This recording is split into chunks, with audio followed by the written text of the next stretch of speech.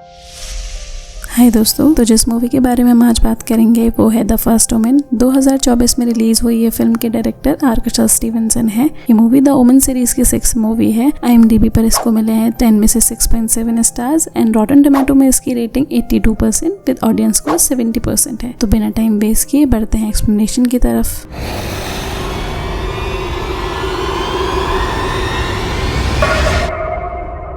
के स्टार्ट में हम देखते हैं कि फादर ब्रेनन चर्च में कुछ लोगों को कंस्ट्रक्शन का काम करते हुए देखते हैं। वहाँ वो फादर हैरिस से मिलने आए हैं। फादर हैरिस उन्हें बहुत ही क्रिप्टिक वे में अपने और कुछ लोगों द्वारा कमिट किए गए एक बहुत बड़े अकल्ट कॉन्स्पिरेसी के बारे में बताते हैं। हैरिस ब्रेनन को एक बच्चे की फोटो देते हैं जिसमें सियाना नाम लिखा होता है। तब हैरिस बताते हैं कि वो नॉर्मल दिखने वाली बच्ची एक्चुअली में अननेचुरली पैदा हुई है। उस बच्ची से रिलेटेड उस ग्रुप का बहुत बड़ा फ्यूचर प्लान है जो उस बच्ची के बड़े होने पर ही पूरा होगा। यह सब बताते हुए हैरिस एक फ्लैशबैक में चले जाते हैं जहाँ सीन में एक लड़की पर कुछ लोग रिचुअल कर रहे होते हैं। लड़की के सारे कपड़े उतार दिए जाते हैं और उसका मुंह ढक दिया जाता है। वो लड़की बहुत डरी हुई होती है। तभी उसे अपने पास से एक जानवर की गुर्राने की आवाज आती है और उस लड़की के साथ कुछ बहुत गलत होता है। हैरिस वापस से प्रेजेंट में आ जाता है और उस घटना को सोचकर बहुत दुखी होता है। वो उस चर्च से बाहर आ जाता है और फादर ब्रेनन भी उसके पीछे पीछे जाते हैं। फादर ब्रेनन सियाना के बारे में और कुछ जानना चाहते हैं कि उस चर्च में चल रहे कंस्ट्रक्शन के काम की एक पाइप और एक ग्लास की फोटो टूट जाती है और नीचे खड़े हैरिस के ऊपर गिरकर उसके सर में गहरा घाव बना देती है जिससे वो मर जाता है। यहाँ से कहानी रोम 1971 के अराउंड आती है जिसमें हम मार्गरेट को देख सकते हैं।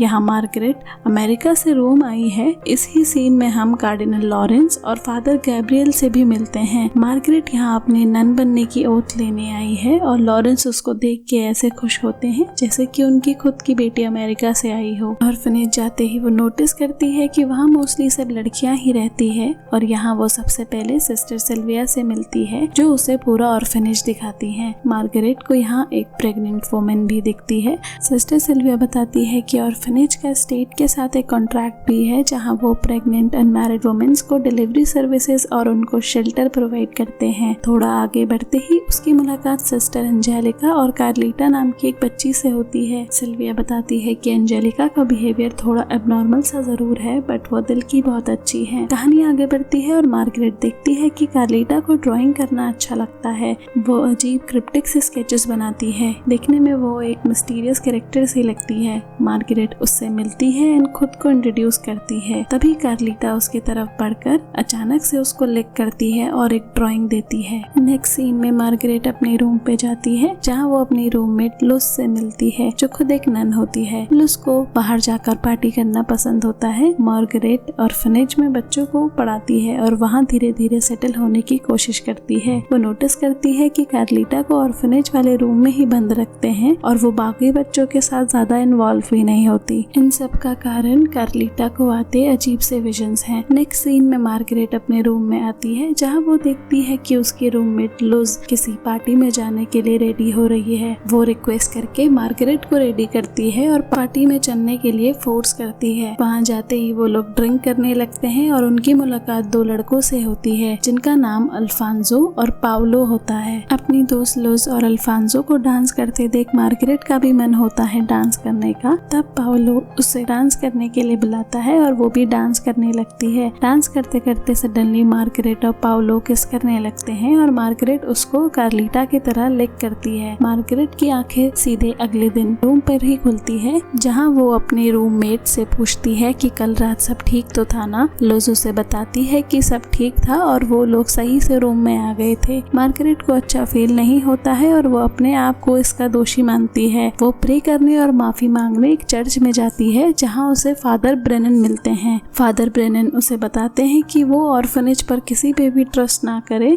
वो मार्गरेट से सियाना के बारे में भी पूछते हैं जिससे उसे याद आता है कि कार्लिटा ने अपनी पेंटिंग में ये नाम लिखा था। वो मार्गरेट को समझाते हैं कि कार्लिटा से दूर रहे, वो डेंजरस है। मार्गरेट डर जाती है और वहाँ से जाने के लिए उठ रही होती है। तभी फादर ब्रेनन उसको रोकते हैं और आज रात मिलकर सारा सच बताने के लिए बोलते हैं। जाते जाते फादर ब्रेनन उसको अपने होटल का रूम और नंबर बता देते हैं। Saint Rita cloister room 42।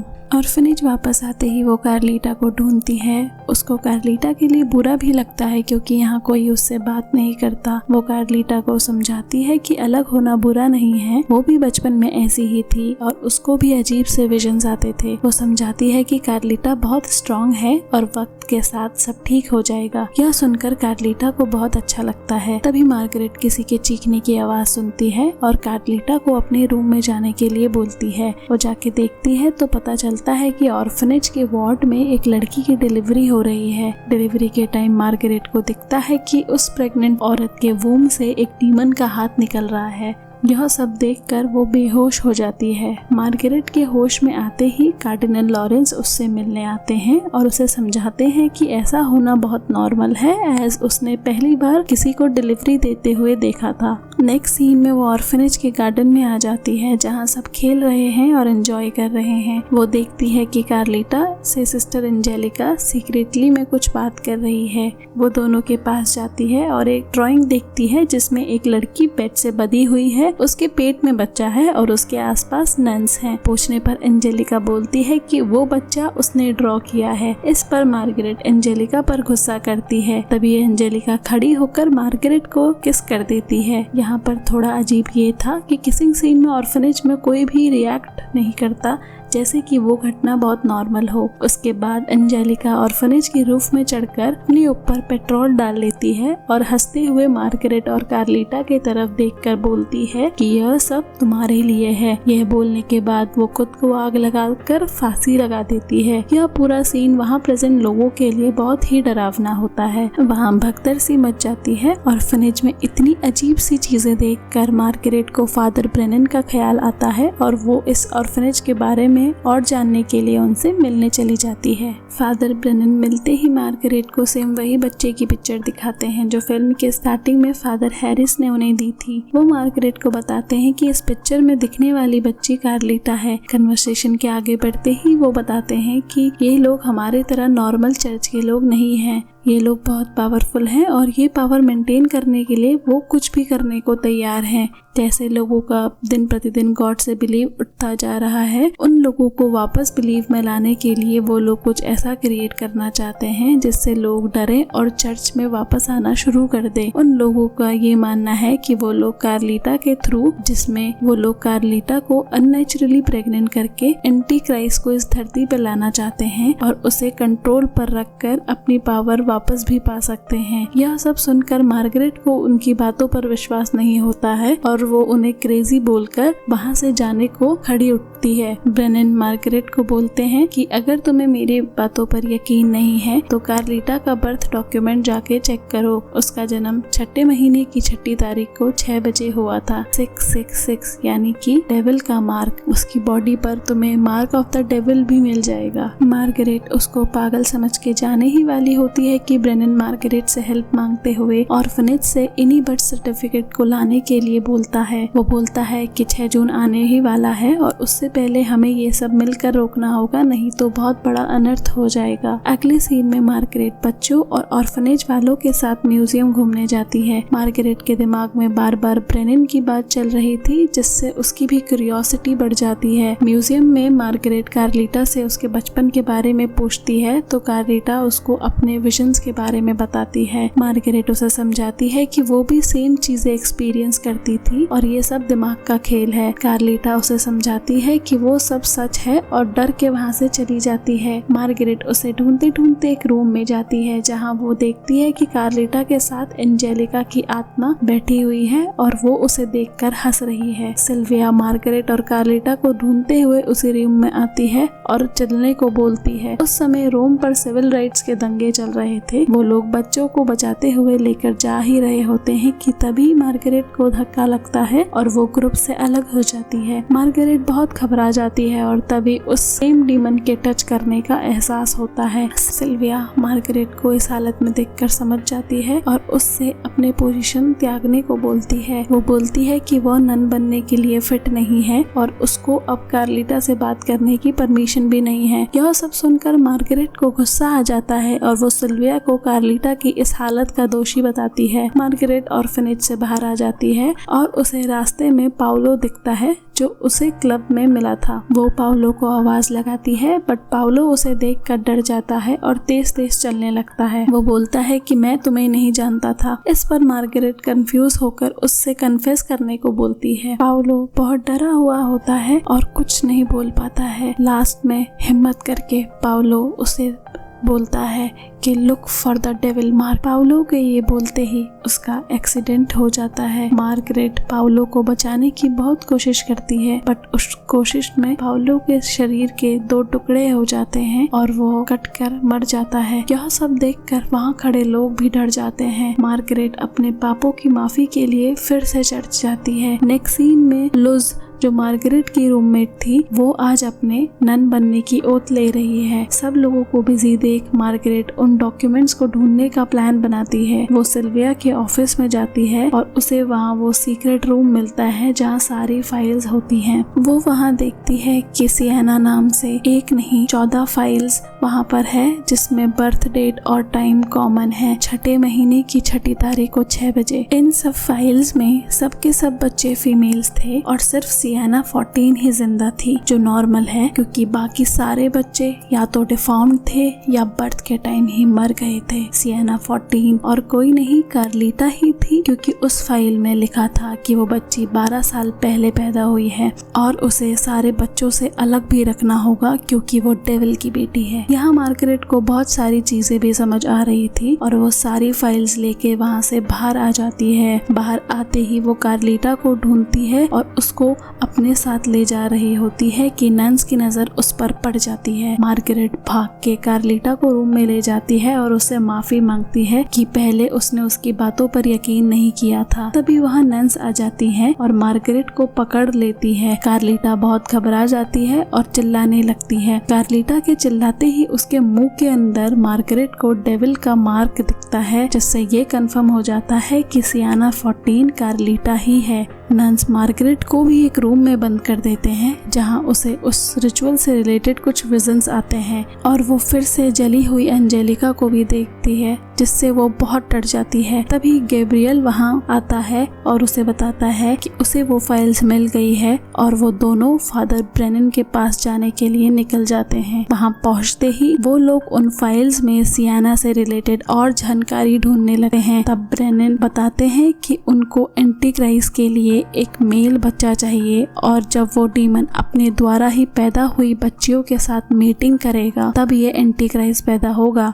जितने भी बच्चे हुए थे वो सब डिफॉर्म थे, बस एक ही बच्ची नॉर्मल है जो कार्लिटा है। मार्गरेट की नजर उस पिक्चर पे पड़ती है जो हैरिस ने ब्रेनन को दी थी और उसमें उसे दिखता है कि डेविल मार्क उस बच्ची के सिर पर है। वो ब्रेनन को बताती है कि पिक्चर में जो बच्ची है वो कार्लिटा नहीं है क्योंकि उसका मार्क तो मुंह के अंदर है। यह सब बातें सुनकर सब चौंक जाते हैं और फिर से उन फाइल्स में वो बच्चे को ढूंढने लगते हैं। उन्हें सियाना 5 की एक फाइल मिलती है जिसमें कोई पिक्चर नहीं होती है। सियाना 5 की बर्थ डेट देख के पता चलता है कि सियाना 5 21 साल की है और वो उन सियाना के लिस्ट में एक और सर्वाइवर है। यह सब सुनकर मार्गरेट को फ्लैशबैक आते हैं जिनमें वो पहले पाउलो को देखती है जो उसे सर की तरफ इशारा करते हुए बोलता है कि look for the devil mark. उसके बाद उसे क्लब वाली रात याद आती है। उसे याद आता है कि उसके साथ भी वही सेम रिचुअल हुआ था जो मूवी के स्टार्ट में लड़की के साथ हुआ था। इससे उसे यह भी पता चलता है कि यह सब ऑर्फनेज वालों की मिली भगत थी और उन्होंने ही ये प्लान बनाया था जिससे मार्गरेट और उस डीमन की मीटिंग हो पाए। इन सब में उसकी रूममेट लुज पाउलो भी इन्वॉल्व थे। इन सब बातों से ये कंफर्म हो जाता है कि सियाना 5 और कोई नहीं मार्गरेट खुद है। वो बहुत दुखी होती है और तेज से चिल्लाती है। वो जान जाती है कि वो प्रेग्नेंट है और उसके पेट में डेविल का